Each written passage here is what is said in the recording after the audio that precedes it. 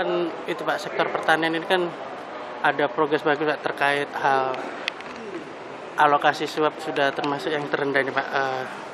Tanggapannya gimana Pak? Jadi itu saya bilang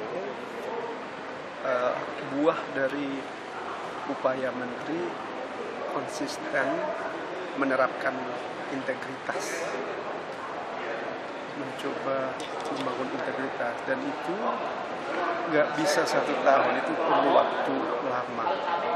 Jadi kalau itu bisa, kalau di sana kan dibilang terendah, kalau bahasa lainnya kan udah cukup tinggi dia dari sudut clean kan gitu kan. Jadi itulah yang selama ini ditunjukkan oleh menteri kita. Terus untuk target berikutnya terkait pencegahan ini apa aja nih Pak? Kita tetap ada 3 yang utama yang ditekankan oleh menteri. Pertama itu integritas tadi itu ya, kedua komitmen terhadap kompetensi, yang ketiga itu adalah kepemimpinan yang kondusif. Nah, di sistem pengendalian pemerintah, sistem pengendalian anggaran itu diterjemahkan sebagai penetapan target yang clear, baru mengajak semua pasukan, karyawan, sumber daya mencapai target itu. Itu yang kita lihat sekarang yang dimainkan oleh Pak Menteri. Tadi kan saya bilang integritas, yang kedua itu kompetensi, ketiga target yang clear, itu kepemimpinan yang kondusif pengertiannya.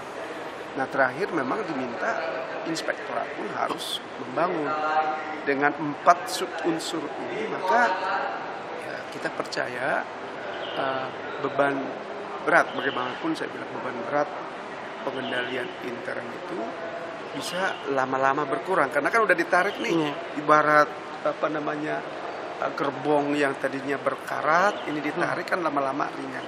Ini harapan kita ke depan, lama-lama ringan dalam arti semua orang berkonsentrasi di pencapaian tujuan.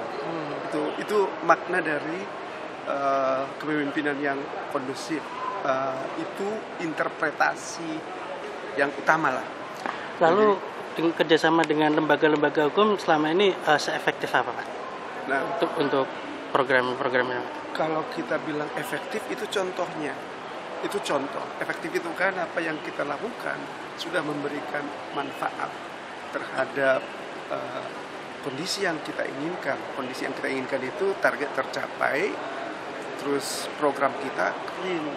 Nah, dengan adanya APH secara dekat dengan kita pun kawan-kawan pun kan berpikir 100 kali, 200 kali untuk melakukan tindakan yang nggak disukai oleh masyarakat Pak.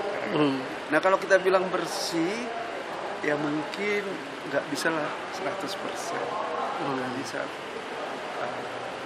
kita harapkan seperti itu. Oleh karena itu memang ini perjuangan yang terus menerus.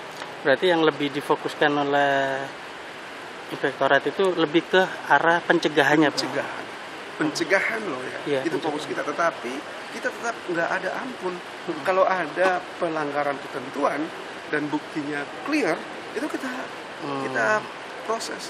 Nggak ada ampun bagi kita. Itu nggak peduli dia eselon 1, non eselon, nggak ada. Kalau clear ininya, bukti-bukti bahwa dia melanggar sesuatu gitu, dan kita ngikutin sistem, kita pun nggak karena irjennya ini tidak. Kita ngikutin sistem, apa kata aturan itu yang kita terapkan. Itu. Oke Pak, terima kasih Pak.